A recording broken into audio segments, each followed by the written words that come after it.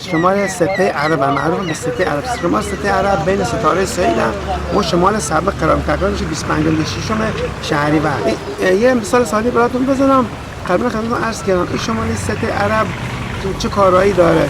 وقتی کشاورزان میخوان زمیناشون غلبه بکنن اول اینا شخم میزنن الفه هرزاشون جدا میکنن. این شمال سته امر خدا همین کار برای زمین دریا انجام میده. وقتی که ما می زمین شخم میزنن هر چیزی که الان زمین آمادن که برای بیدار شدن زمین شخم میزنه تمام چیزی که داخل زمین حلفه هرزاش با خود خود شیله و الفه سبزا جلو بکنن یا از زمین جدا میشن. شمال سبزی که ما میرسیم دیگه زمین امر خدا از خواب بیدار میشه. از خواب کلا بیدار میشه. شمال سته خصوصیات خوش هم داره. البته صیاده که پرنده بحری صید میکنن، شکار میکنن، الان رفتن جا گرفتن، جایی که مد نظرشون انتخاب کردن نشستن آماده‌شن برای کوخت. به قول قدیم میگن شمال کوختیا.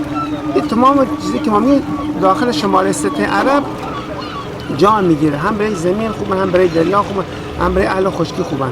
حتی کشاورزا، حتی اونایی که پرنده بحری میرن صید میکنن، میرن شکار میکنن، امر خدا بعد شمال سته عرب که تقریبا 25 26 شهریور میشه دیگه کارشون کلا شروع میشه.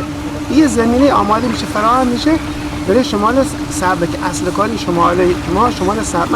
ان شاء الله آینده توضیح بیشتر خدمت همین عزیزان عرض میکنم.